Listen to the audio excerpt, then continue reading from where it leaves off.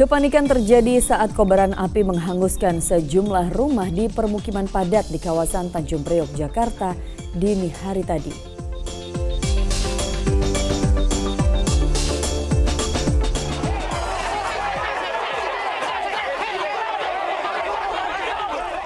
Unjuk rasa menuntut manajemen Arema FC untuk aktif mengawal kasus tragedi Kanjuruhan berlangsung ricuh.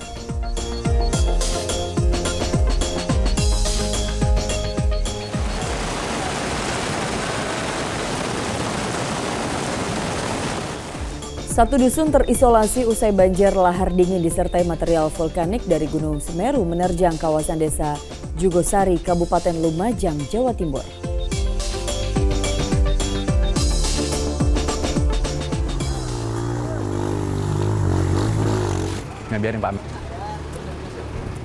Diduga akan turut dalam aksi tawuran sejumlah pemuda yang kedapatan membawa celurit diringkus tim presisi Polres Tangerang Kota.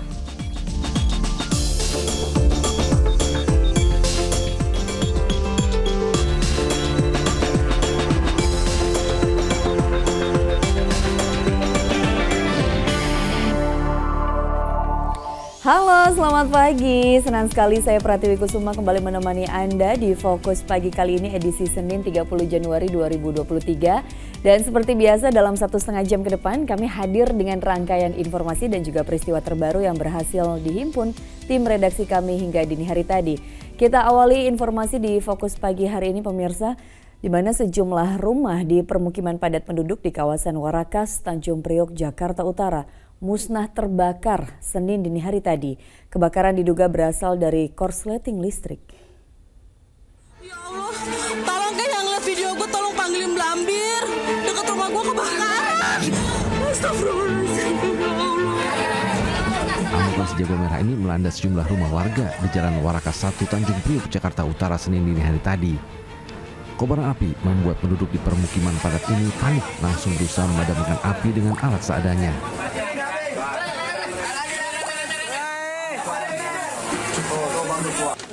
Petugas pemadam kebakaran Jakarta Utara yang tiba di lokasi pun sempat mengalami kesulitan untuk menempuh titik lokasi yang terbakar lantaran akses permukiman yang cukup sempit. Bahkan besarnya api membuat 6 bangunan rumah lain yang berada di sekitar lokasi ikut serta dilalap sejago merah. Dugaan sementara, peristiwa ini dipicu hubungan pendek arus listrik. Sedang nonton TV, tiba-tiba STB-nya itu panas. Lalu dia turun teriak-teriak, api sudah membesar. Jadi kronologis penyebabnya itu ya dari konsleting listrik. Ya maksudnya konslet. Itu dugaan awalnya dari STB itu? STB. Itu emang lagi nyetel atau gimana tadi? Nyetel TV. Lagi nyetel TV. Si anak ini. Api berhasil dipadamkan setelah petugas pemadam kebakaran Jakarta Utara menerjunkan 13 unit mobil damkar. Tidak ada korban jiwa maupun luka dalam kebakaran yang menghanguskan 7 rumah ini.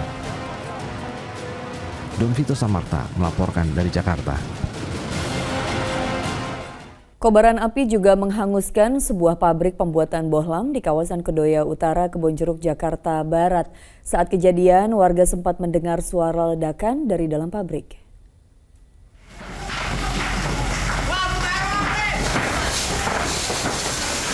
Petugas pemadam kebakaran Jakarta Barat langsung berupaya menjinakkan si jago merah yang menghanguskan seluruh isi pabrik pembuatan lampu bohlam di Jalan Sekretaris Kedoya Utara, Kebonjeruk, Jakarta.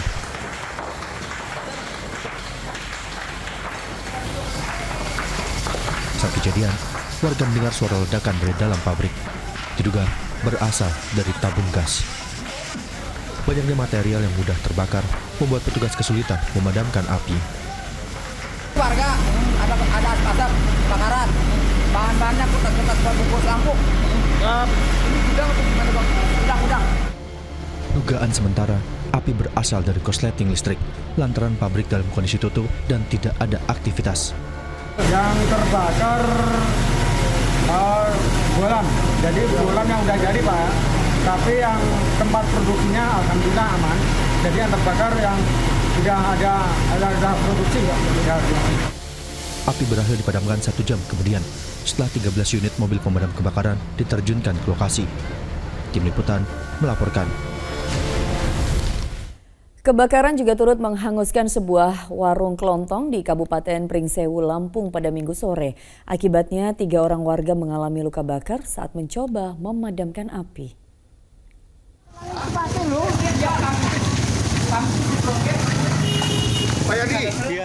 Dengan peralatan seadanya, warga berupaya memadamkan si jago merah yang menghanguskan sebuah toko kelontong di Kecamatan Banyumas, Pringsewu, Lampung. Banyaknya bahan yang mudah terbakar membuat api cepat membesar. Peristiwa berawal saat pemilik warung hendak membakar sampah di lokasi kejadian. Namun korek api yang tiba-tiba menyala terjatuh dan menyambar jerigen penampungan bensin di warung. Polisi langsung melakukan olah TKP. Akibat insiden ini 3 orang warga terluka bakar saat memadamkan api. 2 diantaranya mengalami luka bakar serius dan kini masih menjalani perawatan di puskesmas. Dirawat di PMC Banyumas, yang satu ini di rumah sakit di Puskes Sukamulia. Yang dilarikan ke rumah sakit itu mengalami luka bakar yang seperti apa? Cukup serius? Itu dari muka itu ke bawah itu kena. Pemirsa, toko aksesoris Arema FC di Kota Malang, Jawa Timur rusak parah imbas bentrokan massa yang diduga Aremania dan petugas keamanan toko. Selain itu, kericuhan juga membuat 3 orang terluka.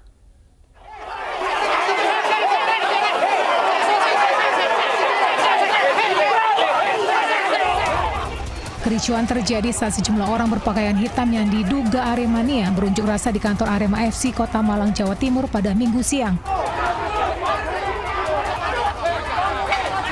Massa terlibat aksi saling dorong dengan penjaga keamanan kantor Arema FC hingga bentrokan pun tak terhindarkan.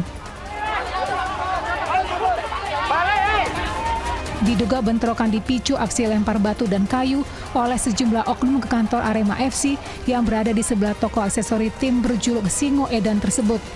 Dalam peristiwa ini 3 orang terluka, sementara toko aksesoris Arema FC rusak parah. Pengunjuk rasa menuntut manajemen Arema FC untuk aktif mengawal kasus tragedi Kanjuruhan pada Oktober lalu. Nur Ramadan melaporkan dari Malang, Jawa Timur. Bus yang membawa rombongan pemain dan ofisial Persis Solo dilempari batu oleh sekelompok orang. Akibatnya bus mengalami kerusakan. 7 terduga pelaku pelemparan diamankan polisi.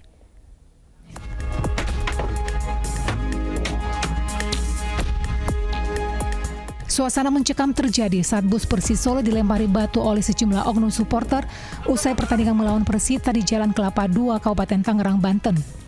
Motif pelemparan diduga akibat kekecewaan terhadap hasil akhir pertandingan. Tak lama berselang, polisi berhasil menangkap 7 terduga pelaku pelemparan. Pemeriksaan masih terus dilakukan terhadap para terduga pelaku. Tidak menutup kemungkinan jumlah pelaku masih akan bertambah. Untuk yang diamankan saat ini sudah diamankan sekitar 7 orang. Ya, masih dalam proses pemeriksaan. Tim Satreskrim masih secara maraton melakukan pemeriksaan dan tidak menutup kemungkinan apabila ada pelaku lain pun akan dilakukan untuk pengejaran juga. Jika terbukti bersalah, mereka akan dijerat pasal 170 dengan ancaman hukuman maksimal di atas 5 tahun penjara. Sabudin Atar melaporkan dari Tangerang Selatan, Banten. Di informasi lainnya, puluhan pelajar di Kulon Progo, Yogyakarta terlibat tawuran menggunakan senjata tajam dan juga batu. Meski hanya berlangsung singkat, namun seorang warga yang tak terlibat aksi tawuran itu mengalami luka akibat terkena lemparan batu.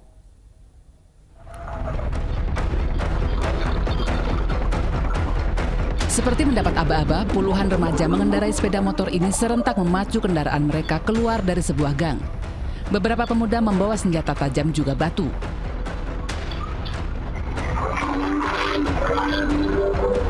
Aksi saling lempar batu pun tak terelakkan saat rombongan lawan mereka melintas dengan cepat dan saling berpapasan.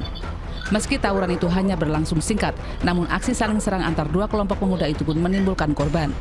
Seorang warga setempat terluka akibat lemparan batu. Dari berlawanan arah tuh ada yang lempar batu sama bawa senjata tajam. Nah, cuma itu terus saya berhenti takut tuh. Udah itu terus kena apa? Tangan ini lempar batu ya. Padahal nggak tahu apa-apa. Pihak Satreskrim Polres Kulon Progo mengatakan sudah mengantongi identitas sejumlah pelaku dan kini tengah melakukan pengejaran. Sekarang kita masih dalam penyelidikan, nanti untuk kelengkapannya hasilnya seperti apa, modus dan Motifnya apa nanti kita akan sampaikan setelah menemukan alat buktinya lengkap semuanya. Selain mengejar para pelaku, polisi juga menyelidiki pelajar sekolah mana saja yang terlibat. Kristianto Nugroho melaporkan dari Kulon Progo, Yogyakarta. Dan pemirsa, usai kumandang azan subuh untuk wilayah ibu kota DKI Jakarta dan sekitarnya, kami akan hadir dengan sejumlah informasi menarik lainnya. Di antaranya petugas SAR gabungan mengevakuasi seorang wanita yang melahirkan di pos 3 jalur pendakian Gunung Slamet di Kabupaten Purbalingga, Jawa Tengah. Tetaplah bersama kami.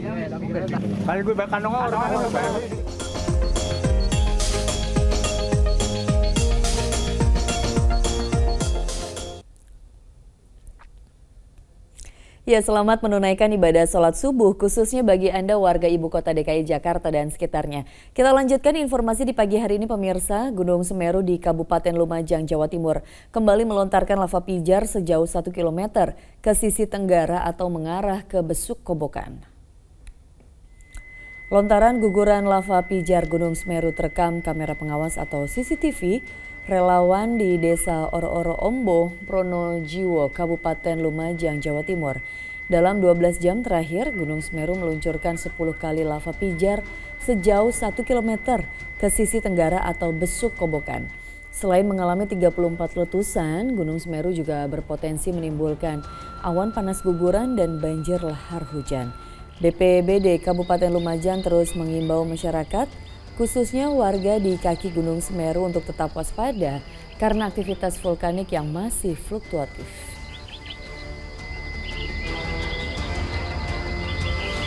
Khawatirkan selain adanya erupsi atau APG, nanti itu adalah bahaya sekundernya, mulai dari material yang terbawa air hujan yang menumpuk beberapa hari, kemudian terbawa banjir, itu akan menjadi ancaman sekunder, baik itu letusan-letusan yang sama berbahayanya maupun material yang dibawa. Ya, banjir lahar dingin dari lereng Gunung Semeru kembali menerjang sejumlah daerah aliran sungai di Kabupaten Lumajang, Jawa Timur. Satu dusun terisolasi lantaran luapan banjir menutup jembatan limpas jalan hingga sebagian perkebunan warga.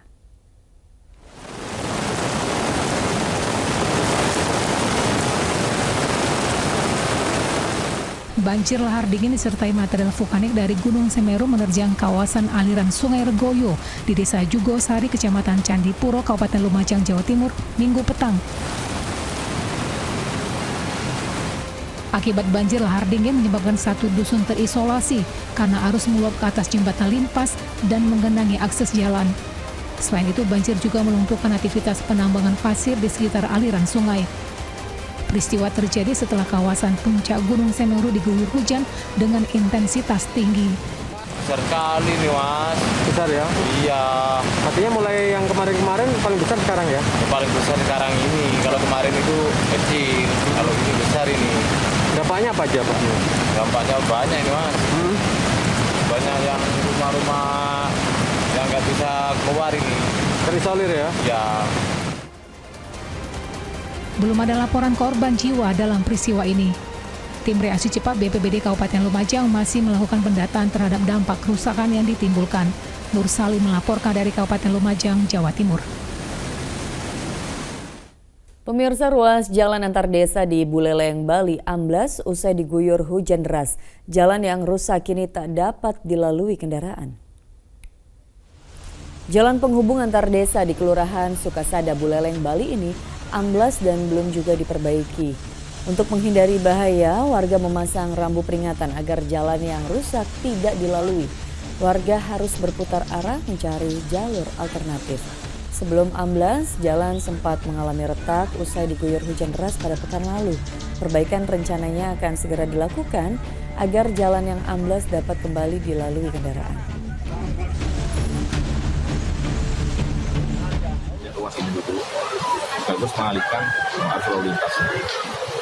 Nanti ke depan kita akan lapor sama pimpinan Pak Bupati dalam rangka mohon untuk anggarannya. Karena ini ruas yang Pemirsa, ratusan rumah di 3 desa di Kabupaten Luwu Utara, Sulawesi Utara terendam banjir setinggi 1,5 meter. Di Jember, Jawa Timur, banjir setinggi 1 meter merendam puluhan rumah warga.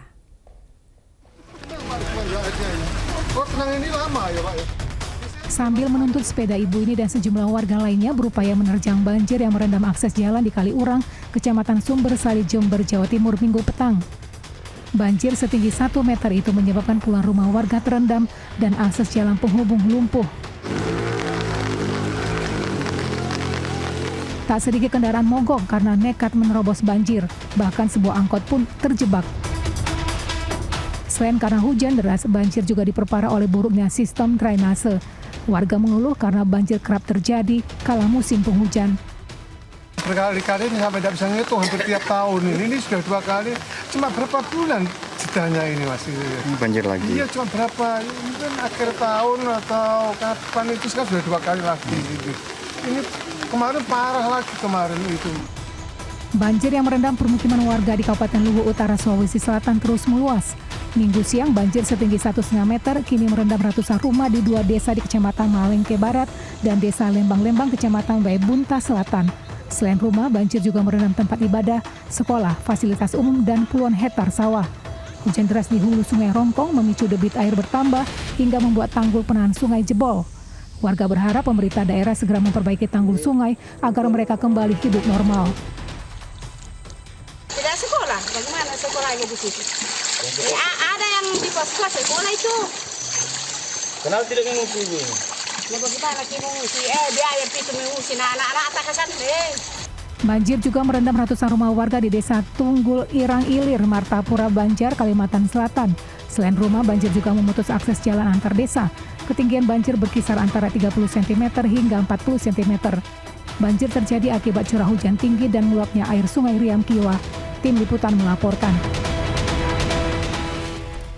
Bencana banjir di Martapura, Kabupaten Banjar tak menghalangi ribuan jemaah untuk menghadiri Haul Akbar ke-18 Guru Sekumpul. Mendiang Guru Sekumpul atau Kiai Haji Zaini bin Abdul Ghani dikenal sebagai ulama karismatik. Meski acara haul atau peringatan wafatnya Guru Sekumpul akan digelar hari Minggu petang selepas maghrib, namun para jemaah sejak siang sudah berbondong-bondong dari berbagai penjuru ke kawasan di kota Martapura, Kabupaten Banjar. Bencana banjir tak menghalangi mereka untuk tetap hadir. Seperti yang tampak, sebagian jemaah melintasi jalan yang terendam banjir di Desa Tunggul Irang Ilir, Kecamatan Martapura. Antusiasme jemaah untuk hadir pada haul kali ini karena sudah 3 tahun tidak digelar karena pandemi COVID-19. Di tengah kepungan banjir, warga juga bergotong royong menyiapkan hidangan yang akan dibagikan kepada para jemaah.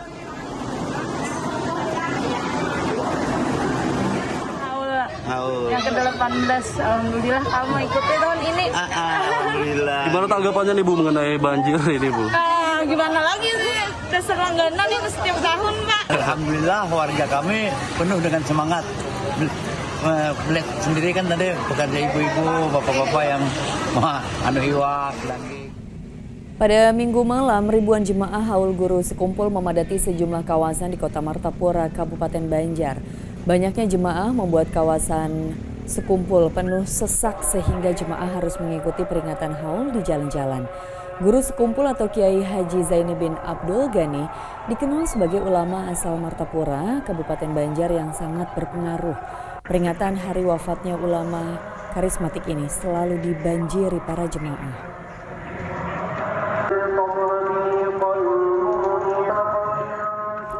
Pemirsa, setelah dilakukan pencarian hampir sepekan, tim gabungan akhirnya menemukan bocah yang hilang terseret air selokan di Malang, Jawa Timur. Korban ditemukan 40 km dari lokasi tenggelam dalam kondisi tak bernyawa. Bocah perempuan berusia 8 tahun yang hilang karena hanya terseret air di selokan Jalan Wisnuwardana, Desa Candirenggo, Malang, Jawa Timur, akhirnya ditemukan. Setelah hampir sepekan dilakukan pencarian oleh tim gabungan, korban didapati sudah dalam kondisi tak bernyawa. Jasad korban ditemukan 40 km dari lokasi tenggelam, tepatnya di Desa Ngenep, Malang. Ini adalah mantelnya. Isak tangis keluarga pecah. Orang tua korban tak kuasa menahan tangis saat mobil ambulans tiba di rumah duka. Bahwa untuk di Sengkreng itu ada penemuan boneka. Dan kami datang ke sana, kita pastikan ternyata untuk korban yang ditemukan adalah adik yang kena banjir di daerah Murari. Alhamdulillah saya sudah ditemukan saya yang kepada rekan-rekan pusat semua. Saya mohon maaf nggak bisa mengucapkan apa ya. Saya biar Allah yang membalasnya. Diketahui, korban bernama Nafisatul Ula dinyatakan hilang dalam perjalanan pulang dari sekolah bersama ibunya pada 24 Januari lalu.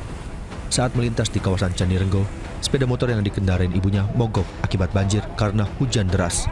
Saat itu, korban diduga turun dari motornya untuk mengambil sepatunya yang terjatuh ke dalam selokan. Korban yang kemudian berniat mengambil sepatunya justru ikut terperosok ke dalam selokan dan hanyut karena debit air cukup deras. Nur Ramadan melaporkan dari Kabupaten Malang, Jawa Timur. Diduga tercebur, seorang nenek berusia 76 tahun di Purwakarta, Jawa Barat ditemukan tewas di sumur sedalam 13 meter. Evakuasi korban berlangsung dramatis.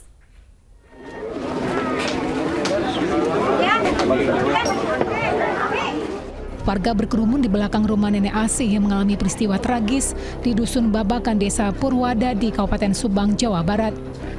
Nenek berusia 76 tahun itu ditemukan tewas di sumur sedalam 13 meter yang ada di belakang rumahnya. Upaya evakuasi korban dari dalam sumur oleh petugas gabungan berlangsung dramatis. 1, 2, pelan. 1, 2. Sekira 1 jam, petugas gabungan akhirnya berhasil mengangkat tubuh sang nenek dari dasar sumur.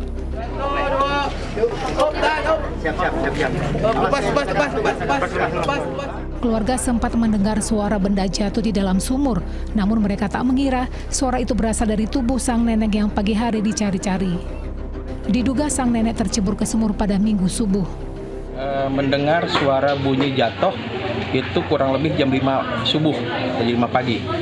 Dan baru dicari oleh pihak keluarganya itu kurang lebih jam 11 siang.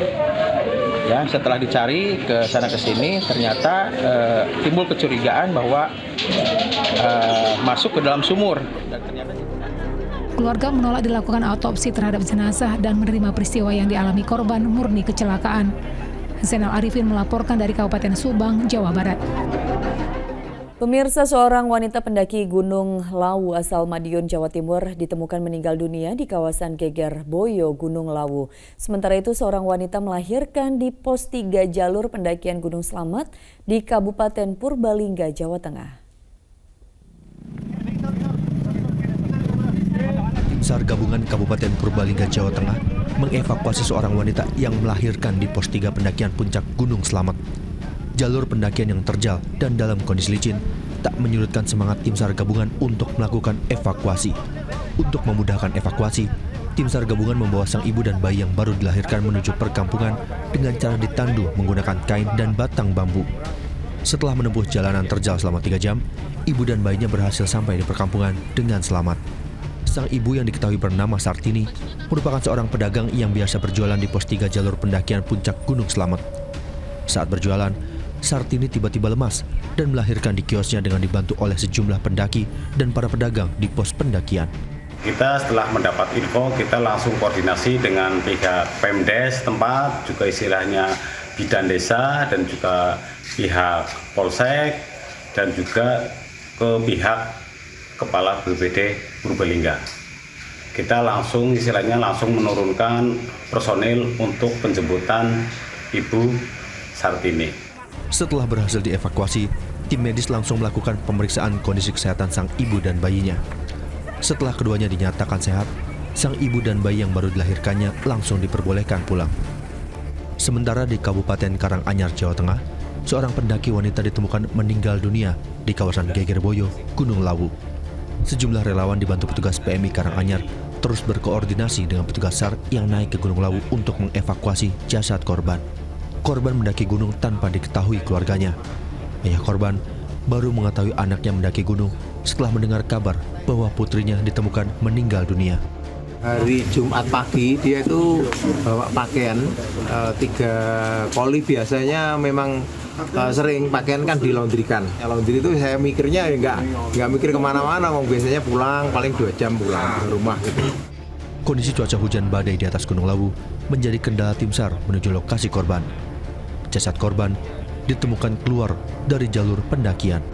Terkait dengan ketemu pendaki rombongan Jogja tadi jam 11.15 masih berfoto bareng. Terus tiba-tiba jam 12.55 sudah mendapatkan laporan sudah meninggal di TKP itu. Jadi untuk kronologis kita nggak tahu. Masalah kondisi TKP-nya itu seperti apa, Mas Dur? Yaitu jurang.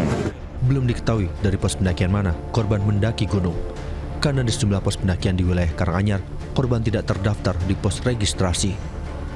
Tim Liputan melaporkan. Di informasi lainnya, unit penegakan hukum Satuan Lalu Lintas Polres Cianjur masih melakukan pemeriksaan intensif terhadap Sugeng Guruh, tersangka tabrak lari seorang mahasiswi hingga tewas di Kabupaten Cianjur, Jawa Barat. Sopir sedan ini menyerahkan diri ke Polres Cianjur untuk menjalani pemeriksaan. Inilah mobil sedan yang dikendarai Sugeng Guruh utama saat menabrak Selvi Amelia, seorang mahasiswi di Jalan Raya Bandung, Kecamatan Karangtengah, Kabupaten Cianjur pada hari Jumat 20 Januari lalu. Sebelumnya, tersangka sempat masuk dalam daftar pencarian orang atau DPO selama beberapa hari. Hingga akhirnya, tersangka menyerahkan diri ke Polres Cianjur untuk menjalani pemeriksaan. Hingga saat ini, petugas masih melakukan pemeriksaan terhadap tersangka. Statusnya sebagai tersangka dalam pemeriksaan tersebut. Kemudian karena sudah menyerahkan diri, maka pencabutan status DPO juga sudah kita cabut, ya. Apa akan langsung ada penahanan? Nanti kita lihat pemeriksaan, ya. Ini pertimbangan penyidik ya. Kita masih berproses pemeriksaan. Pemirsa, Menteri BUMN Erick Thohir menghadiri peringatan hari lahir ke-50 Partai Persatuan Pembangunan atau P3 di Cilegon, Banten. Teriakan presiden dari para kader dan simpatisan P3 menggema saat Erick Thohir hendak menyampaikan sambutan. Presiden Indonesia! Teriakan presiden dari kader dan simpatisan Partai Persatuan Pembangunan atau P3 ini menggelora saat Menteri BUMN Erick Thohir hendak menyampaikan sambutan. Erick Thohir hadir dalam peringatan hari lahir ke-50 P3 yang diselenggarakan di Cilegon, Banten. Dalam sambutannya, Erick menyampaikan keprihatinannya terkait perekonomian umat. Salah satu yang dilakukan Erick selaku Menteri BUMN adalah menggabungkan Bank Syariah BUMN menjadi Bank Syariah Indonesia. Saya sebagai Menteri BUMN menggabungkan yang namanya BRI Syariah, Mandiri Syariah, BNI Syariah menjadi Bank Islam pertama selama sejarah Republik Indonesia yang bisa masuk 10 besar bank terbesar di Indonesia. Di tempat terpisah, hadirnya Menteri BUMN Erick Thohir di acara silaturahmi Mataul Anwar di gedung DPR RI hari Minggu kemarin memberikan sinyal kuat kelanjutan Partai Amanat Nasional menggandeng Erick Thohir masuk ke dalam bursa calon presiden 2024. Ketua Umum PAN, Zulkifli Hasan mengajak Erick Thohir untuk bersinergi membawa kampanye perdamaian jelang tahun politik 2024. Nah nanti apalagi sekarang tahun-tahun politik kan, nah kita mengajak nanti sekali lagi Mataul menjadi pencerah, itu diskusinya yang produktif. Nah kalau Pak Erick nanti maju, bagaimana pikirannya? Kalau yang lain maju, bagaimana pikirannya? Kita dengar begitu, ya kan? Nanti yang paling bagus konsepnya, gagasannya, kita dukung rame-rame. Ya. Saat ini PAN sudah menjalin koalisi dengan Partai Golkar dan Partai Persatuan Pembangunan. Namun ketiga partai ini belum mendeklarasikan nama bakal calon presiden maupun calon wakil presiden untuk pemilu 2024. Sementara itu Gubernur Jawa Tengah Ganjar Pranowo dan mantan Gubernur DKI Jakarta Anies Baswedan tampak akrab satu meja di saat menghadiri pernikahan komika Kiki Saputri. Momen hangat untuk pertama kalinya, sosok yang menjadi kandidat kuat bursa Capres 2024 ini diabadikan melalui ponsel politisi Partai Amanat Nasional Eko Hendro Purnomo atau yang akrab disapa Eko Patrio. Tim Liputan melaporkan. Presiden Joko Widodo telah memberi lampu hijau untuk putra bungsunya Kaisang Pangarep yang bakal terjun ke dunia politik. Dalam amanatnya, Kepala Negara berpesan pada Kaisang untuk bertanggung jawab atas keputusan yang diambilnya. Presiden Joko Widodo di sela-sela kegiatan kick-off Kekuatan ASEAN 2023 di Sarinah, Jakarta pada Minggu pagi mengatakan telah mengizinkan putra bungsunya Kaisang Pangarep untuk terjun ke kancah dunia politik. Kepala negara mengatakan Kaisang telah berbicara kepadanya mengenai hal ini dan ia memberikan pilihan sepenuhnya kepada Kaisang tanpa mempengaruhi. Namun yang terpenting menurut Kepala negara, Kaisang harus bisa bertanggung jawab atas keputusannya. Ngomong ke saya, tapi saya selalu memberikan kebebasan kepada mereka. Saya nggak mempengaruhi, saya tidak memutuskan karena mereka sudah punya keluarga sendiri, harus bertanggung jawab, harus bisa memutuskan sendiri, dan saya nggak akan ikut-ikut. Ya. Petugas terlibat aksi kejar-kejaran dengan seorang pria yang diduga joki untuk balap motor liar yang kerap digelar di sejumlah tempat di Tangerang Kota. Informasi selengkapnya kami hadirkan usai jeda.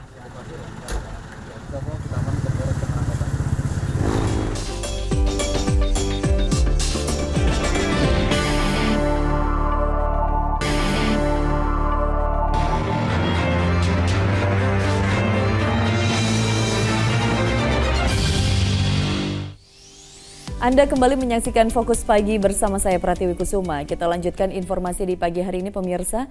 Sejumlah ruko di Singkawang, Kalimantan Barat ludes dilalap api. Sumber api diduga dari bangunan yayasan yang tepat bersebelahan dengan 6 unit ruko tersebut.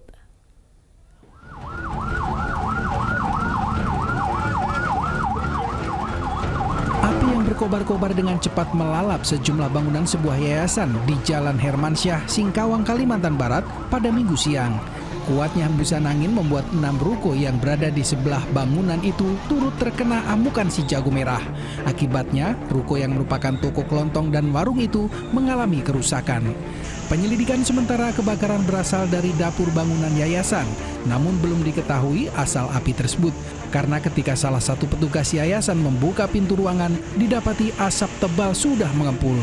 Maksudnya satu, yayasannya besar, yayasan kerukunan umat Tionghoa sama MABT. Nah, sebelahnya ada sisa ruangan dipakai untuk food court ya Bang, untuk buka restoran Bang. Itu 2, kemudian yang terdampak di sebelahnya itu sampai saat ini pengamatan mudah-mudahan nggak nambah lagi, itu pun bagian belakang ada 4. Tidak ada korban jiwa dari peristiwa itu, namun kerugian ditaksir mencapai ratusan juta rupiah. Dede Iskandar melaporkan dari Singkawang, Kalimantan Barat. Seorang pria di Serang, Banten jadi bulan-bulanan warga usai aksinya mencuri tas di minimarket diketahui korbannya. Menghindari amuk massa yang semakin anarkistis, pelaku akhirnya dibawa ke kantor polisi. Inilah video amatir yang memperlihatkan seorang pria di Serang, Banten babak belur dihajar warga pada Minggu siang. Pelaku ditangkap setelah diduga hendak mencuri tas milik seorang wanita yang baru saja selesai menarik uang di ATM. Korban yang sadar tasnya dicuri langsung berteriak hingga memancing perhatian warga. Diduga pelaku berjumlah 5 orang, di mana 4 orang lainnya berhasil melarikan diri. Di dalam mobil ada 4 orang, yang satu kena jadi 5 orang kan. Yang satu kena, saya juga lagi pesen goreng dan nggak tahu ya.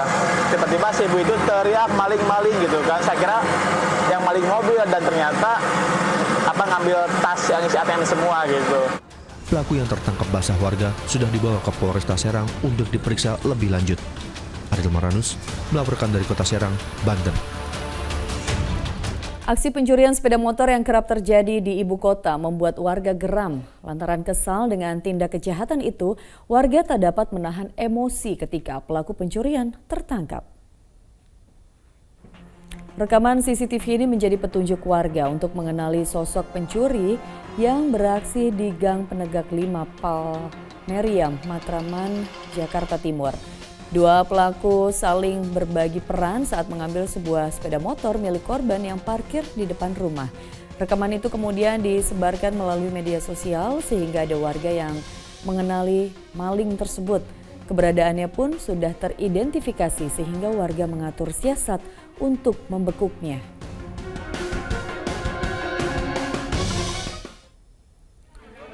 Terduga pelaku pun kemudian dijebak sehingga dengan mudah dapat diringkus warga. Sejumlah orang yang emosi kemudian melampiaskan rasa kesal mereka sehingga pria itu babak belur jadi sasaran amuk massa. saat diamankan ke pos RW 2 Palmerian. Terduga pelaku mengaku sudah menjual motor curian dan mendapat bagian sebanyak Rp300.000.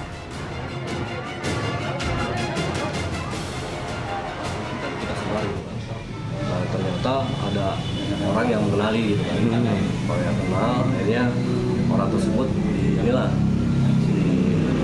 istilahnya kayak dipancing lah, akhirnya dapat lah. Jadi kita amankan.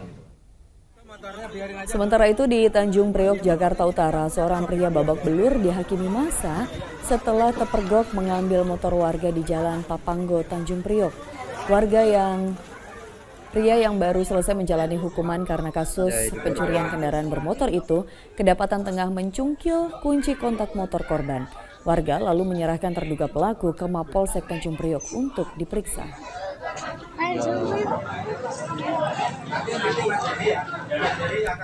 Sat Narkoba Polres Pringsewu, Lampung berhasil meringkus 2 pengedar ganja di rumahnya. Dari hasil penggeledahan, polisi menemukan 8 bungkus ganja siap edar hingga sebuah buku hikayat pohon ganja. Ini apa? Ganja, Pak. 2 orang tersangka pengedar ganja ini tak berkutik saat rumahnya di Desa Gumukmas, Pringsewu, Lampung digerebek polisi. Kedua pria ini diamankan setelah polisi mendapat laporan dari masyarakat terkait aktivitas tersangka yang mengedarkan ganja. Dari hasil penggeledahan, polisi menyita 8 bungkus ganja siap edar serta 10 butir pil penenang yang disimpan dalam toples. Selain itu, 1 buah buku tentang hikayat pohon ganja juga diamankan petugas. Di narkoba sendiri ditemukan di dalam kamar IM, di rumah kediaman IM. Selain ganja, apakah ada barang bukti lain berhasil diamankan? Ada barang bukti yang kita amankan, yaitu psikotropika golongan 4, kamlet sebanyak 10 butir. Penyidikan kasus ini masih terus dikembangkan polisi untuk memburu bandar besar sebagai pemasok ganja pada kedua tersangka.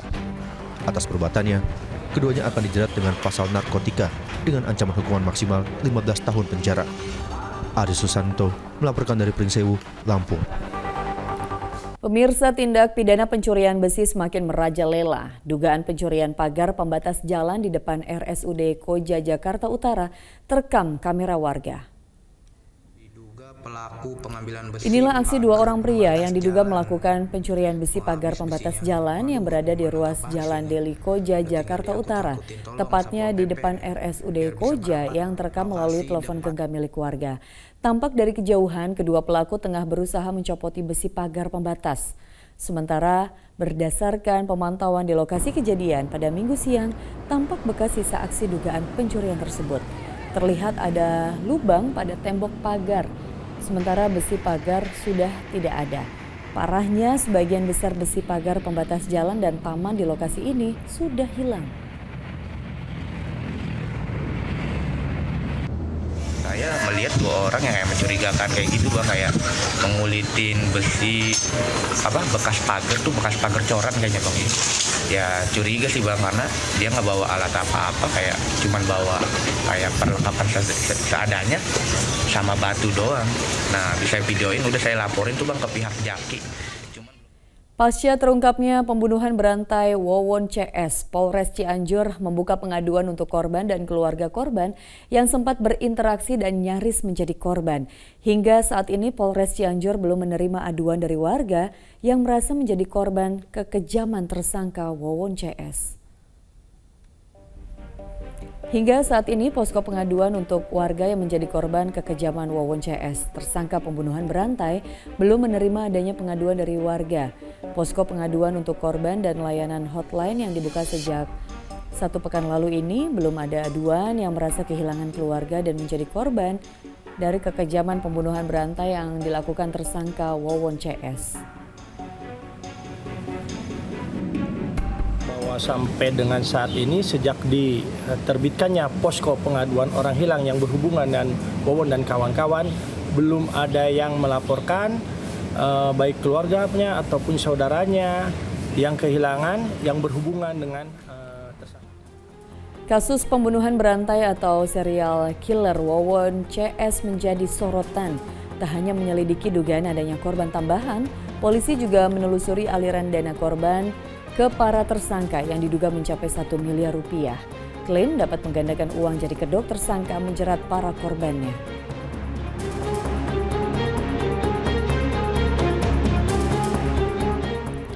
Sejumlah pemuda yang kedapatan membawa celurit diringkus tim presisi Polres Tangerang Kota. Diduga mereka akan turut dalam aksi tawuran. Selain itu, saat mengamankan joki balap liar, polisi terlibat aksi kejar-kejaran.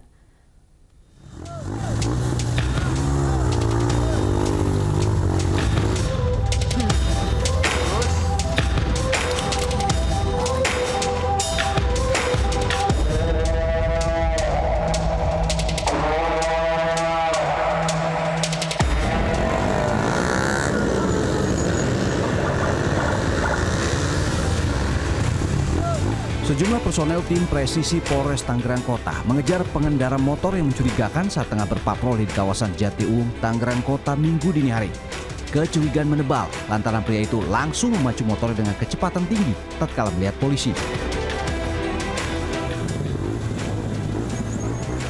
Mau jokinya nih ya? Ya, ayo bang. Ayo, biarin Pak. Dalam tempo tak lama, pengendara itu bisa dihentikan. Diduga pria itu merupakan joki untuk balap motor liar yang kerap digelar di sejumlah tempat di Tangerang Kota. Karena tidak bisa menunjukkan surat-surat kendaraannya, motor itu lalu dibawa ke Mapolres Tangerang Kota. Saat patroli dilanjutkan, didapati 3 pemuda yang kabur ketika tengah melintas di kawasan Cadas, Tangerang Kota. Semula, mereka diduga melakukan pelanggaran. Namun setelah diperiksa, para pemuda itu adalah para santri yang baru pulang pondok pesantren. Dan mereka khawatir bertemu dengan polisi gadungan. Kalian menunggu, apalagi kalian santri. Ya, orang tua berdoa banyak buat kalian. Buat ya, keselamatan bersama. Buat keselamatan bersama. Udah, malam ini kita himbau. Ya, hati-hati. Ya, pokoknya kalau ada orang yang berpikir selain polisi, tidak usah. Ya, yang mengaku-ngaku polisi pun, kalau bisa berhenti di tempat yang ramai. Ya. Patroli pun mengarah ke kawasan yang rawan terjadi kejahatan. Saat melintas di tepi sungai di kawasan Jatiuwung, Tangerang, sejumlah pemuda langsung disergap lantaran gerak-gerik mereka mencurigakan. Dari hasil penggeledahan, disita celurit yang disembunyikan di bawah jok sepeda motor. Serius? Saya mau ngikut itu Meski sempat menyangkal, namun akhirnya terungkap. Pemuda yang membawa celurit itu berencana akan turut dalam aksi tawuran. Cuma itu ada yang ngajakin tuh, yang atas saya ajakin apa ini? Ngajakin apa? Ini ngajakin ribut. Oke. Berarti ini akun ribut. Itu aja. Enggak, ini teman saya yang megang akun ini. Jadi dia teman saya nih ngajakin ribut. Saya yang bantuin dia. Kamu bantuin dia? Iya. Oh, berarti memang kamu udah punya niat untuk Oke. Komandan bisa ceritakan ada kejadian apa nih, Komandan? Tadi kita curiga juga di pinggir kali ini ada dua motor yang lagi nongkrong ya, karena kita samberin dan kita samberin. Setelah kita cross check, kita periksa, kita melakukan 9 menit berlanjut. Terus setelah kita dalamin dari HP atau bersangkutan itu ada IG semacam IG sebagai untuk saling nyari musuh, untuk ajakan buat ribut. Lalu sekarang kan lagi marak semacam tantangan via online gitu. Para pemuda itu beserta senjata tajam yang menjadi barang bukti diamankan ke Mapolsek Jatiuwung untuk menjalani pemeriksaan. Selain itu, petugas juga akan mengusut keterkaitan mereka dengan sejumlah aksi tawuran di Tangerang Kota. Dan Suara Pandiasa, Satria melaporkan dari Tangerang, Banten. Seorang bocah nekat menempuh perjalanan sejauh 160 km menggunakan beca motor ke rumah sakit demi kesembuhan sang ayah. Informasi selengkapnya kami hadirkan usai jeda.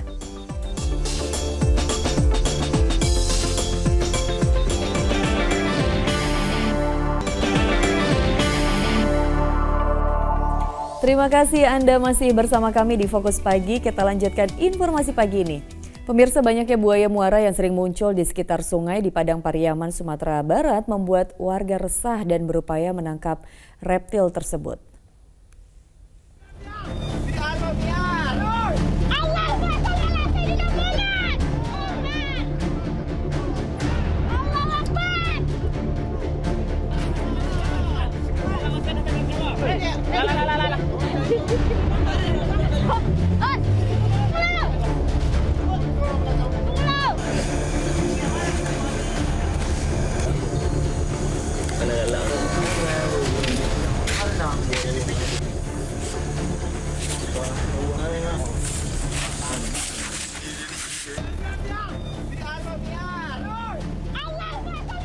Buaya muara seberat 150 kg ini digotong warga setelah berhasil ditangkap di sekitar Sungai Batang Ulakan, Kabupaten Padang Pariaman, Sumatera Barat.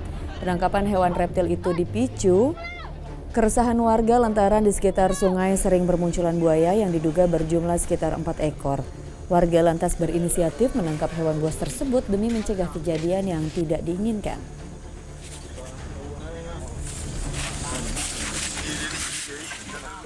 Demi kesembuhan sang ayah, seorang bocah dari Kabupaten Pidijaya, Aceh nekat membawa ayahnya berobat menggunakan becak motor ke RSUD Cut Mutia, Aceh Utara. Ia harus menempuh perjalanan sejauh 160 km ke rumah sakit.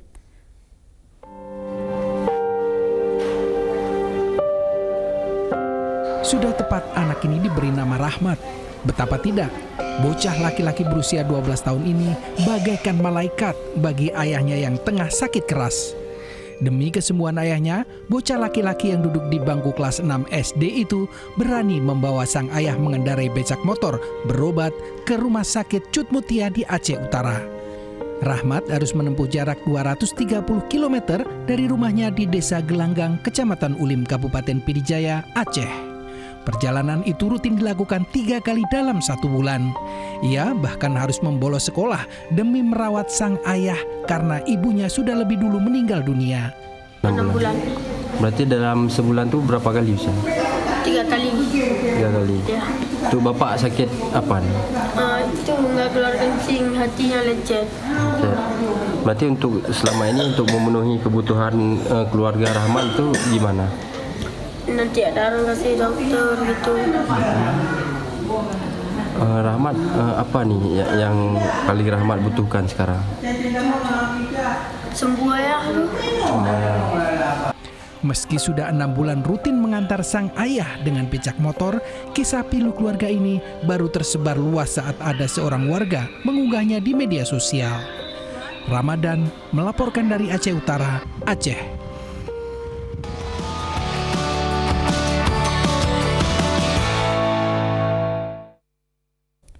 Dari informasi pasar, pemirsa, sudah hampir 2 bulan lebih harga beras di pasar tradisional Kota Bandung, Jawa Barat terus mengalami kenaikan. Diduga kenaikan harga beras akibat cuaca buruk di sentra penghasil beras.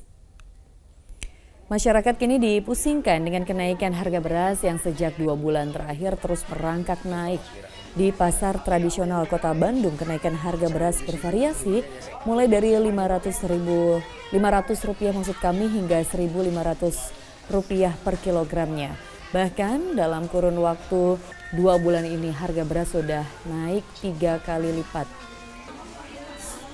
Kenaikan diduga karena faktor cuaca yang berpengaruh terhadap kondisi padi. Hal ini berimbas pada pasokan dari sentra penghasil padi menjadi terbatas.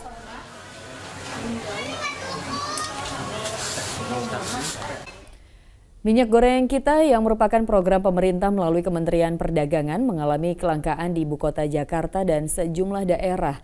Bahkan harga jualnya pun telah melewati harga eceran. Stok minyak goreng subsidi minyak kita mulai mengalami kelangkaan di Pasar Selipijaya, Jakarta Barat. Harga jualnya pun melambung menjadi Rp15.000 per liter. Pedagang juga mengaku mengalami pembatasan dari distributor, dari 5 dus menjadi 1-2 dus saja per 2 minggu. Stok minyak kita juga mulai menghilang di lapak para pedagang di Pasar Besar Kota Madiun, Jawa Timur. Jikapun ada yang menjual, harganya tembus Rp18.000 per liter. Hal serupa juga terjadi di Pasar Puri Baru, Pati, Jawa Tengah. Para pedagang kini hanya menjual minyak goreng eceran tanpa merek dan minyak goreng kemasan dengan harga di atas Rp20.000 per liter. Sementara itu di Pasar Pamanukan, Subang, Jawa Barat, pedagang mengeluhkan pembatasan pembelian minyak kita di tingkat distributor. Harganya pun mengalami kenaikan. Tim Liputan melaporkan.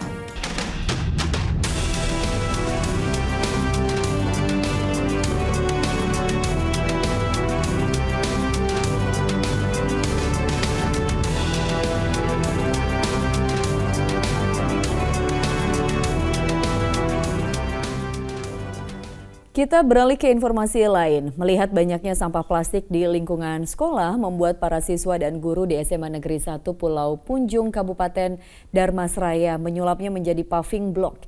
Selain mengurangi sampah plastik, paving block karya siswa ini dapat dimanfaatkan di lingkungan sekolah. Inilah berani berubah, siswa menyulap sampah jadi paving block.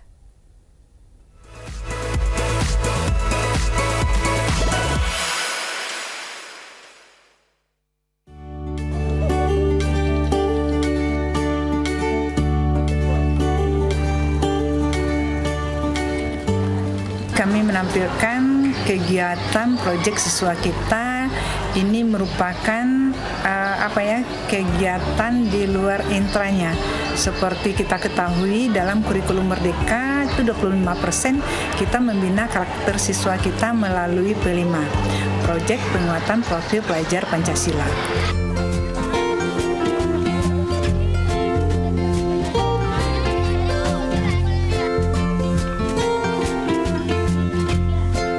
Dari 3 tema yang kita pilih dalam 1 tahun, yang 1 tema sudah berjalan yaitu tentang kearifan lokal, kita mengangkat tentang budaya daerah.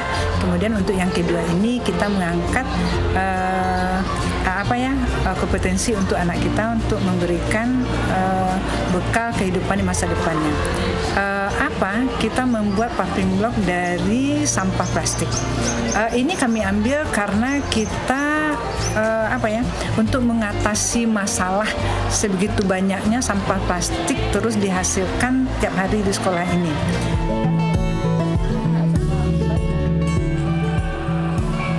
Bagaimana cara membuat paving block dari sampah?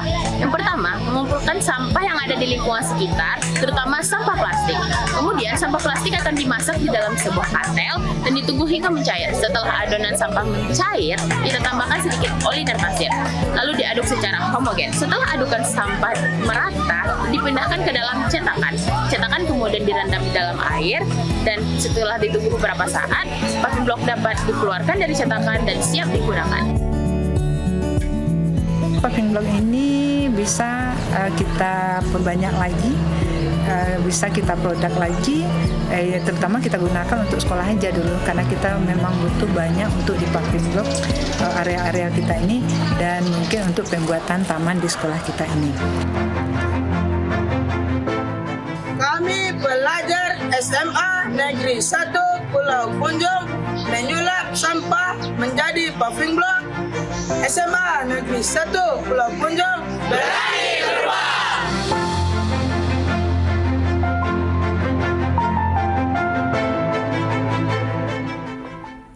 Pemirsa, ribuan sembako dan selimut kembali dibagikan pada ribuan warga Puncak Jaya, Papua. Begitu antusias, warga datang berkilo-kilometer yang sebagian juga turun dari perbukitan.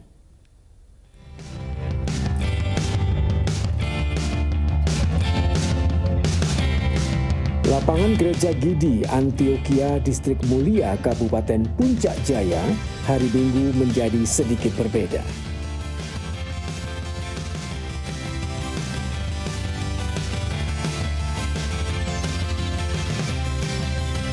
Ribuan warga Puncak Jaya dari 16 distrik sejak Minggu pagi sudah datang di lapangan Gereja Gidi.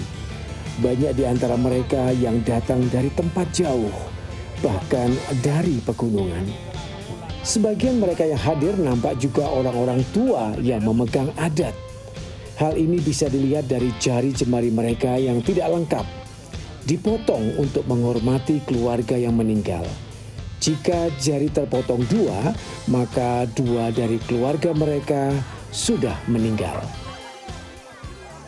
Karena saudaranya meninggal, jadi karena rasa sedih macam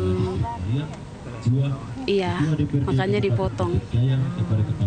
Jadi kalau dipotong 2, saudara kakaknya mama ada yang meninggal 2? Iya, makanya dipotong. Warga Puncak Jaya layak menerima bantuan dari Yayasan Budi Amal Peduli Kasih, SCTV Indosiar, dan kepedulian pemirsa karena hidup mereka sangat berkekurangan. YPP bekerja sama dengan Persatuan Purnawirawan Angkatan Darat PPAD, Sekretariat Negara, dan TNI Polri. Senang sekali karena bantuan dari Indosiar, CTP, bagian Sempako, kita dari Puncak Jaya ini terima kasih sekali banyak. Selain di Puncak Jaya, ratusan sembako dan selimut juga dibagikan di lapangan Pancasila, Distrik Ilu. Yayasan Pudi Amal Peduli Kasih hadir karena kepedulian kita, harapan mereka. Dari Puncak Jaya, Papua, Nyoman Ifrosim melaporkan.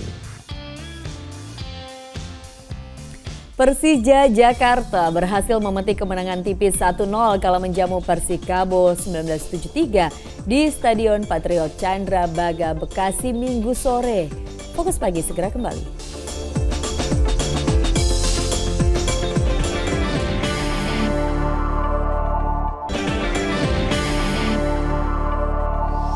Anda kembali menyaksikan Fokus Pagi bersama saya Pratiwi Kusuma.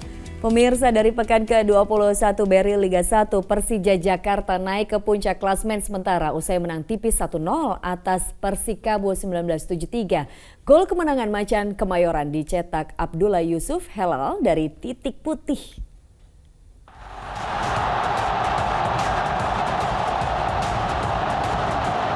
Persija Jakarta berhasil memetik kemenangan tipis 1-0 kala menjamu Persikabo 1973 di Stadion Patriot Candrabaga, Bekasi Minggu sore. Bertindak sebagai tuan rumah, Macan Kemayoran tampil agresif sejak menit awal. Pada menit ke-8, Persija nyaris membuka keunggulan. Namun sayang, sundulan Abdullah Yusuf Helal hanya membentur mister gawang. Gol yang ditunggu tuan rumah akhirnya tercipta di babak kedua. Di menit ke-60, wasit menunjuk titik putih setelah Riko Simanjuntak dilanggar di kotak terlarang. Abdullah Yusuf Helal yang menjadi eksekutor berhasil menuntaskan tugasnya dengan baik dan mengubah skor menjadi 1-0. Tertinggal 1 gol, Persikabo mencoba membalas lewat beberapa peluang yang dihasilkan. Namun, tangguhnya lini belakang Persija membuat gol balasan tidak kunjung tercipta. Peluang Persija untuk mengandalkan keunggulan terjadi di menit ke-72. Doni Tripamungkas yang melakukan penetrasi ke kotak penalti mengirim umpan kepada Hanno Behrens. Tapi tendangan keras pemain asal Jerman itu hanya membentur tiang gawang Laskar Pajajaran. Skor 1-0 untuk kemenangan Persija bertahan hingga akhir laga. Dengan kemenangan ini, tim besutan Thomas Doll menggusur Persib Bandung dari puncak klasmen BRI Liga 1, sementara Persikabo tertahan di posisi 12. Ya, dari pekan ke-21 BRI Liga 1, duel sengit juga akan tersaji di Stadion Segiri Samarinda saat Borneo FC menjamu Persik Kediri. Sementara di laga lain, PSM berambisi meraih poin penuh saat menghadapi tim promosi Rans Nusantara.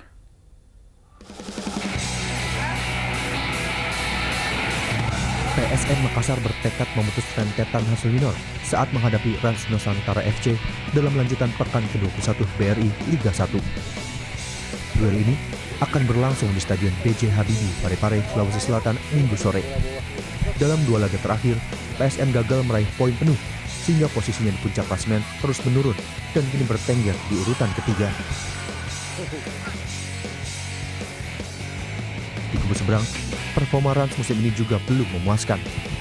Tim milik Raffi Ahmad ini masih berkutat di zona merah dengan menempati peringkat ke-16. Demi bisa mencuri poin, Rans akan mengantisipasi serangan cepat PSM Makassar yang kerap dibangun dari sektor sayap.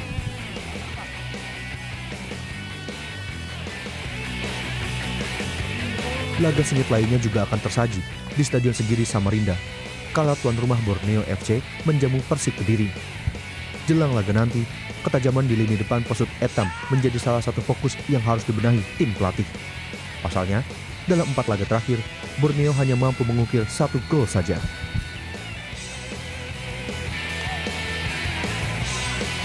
Sedangkan di kubu lawan, kepercayaan diri tinggi tengah dialami Persik Kediri. Meski posisi Macan Putih saat ini berada di urutan ke-17, tapi performa Persik perlahan naik dengan catatkan 2 kemenangan beruntun di laga terakhir. Tim Liputan melaporkan. Di informasi lainnya, Presiden Joko Widodo yang menghadiri perayaan Imlek Nasional 2023 mengapresiasi kebersamaan semangat gotong royong di tengah masyarakat saat menghadapi pandemi COVID-19.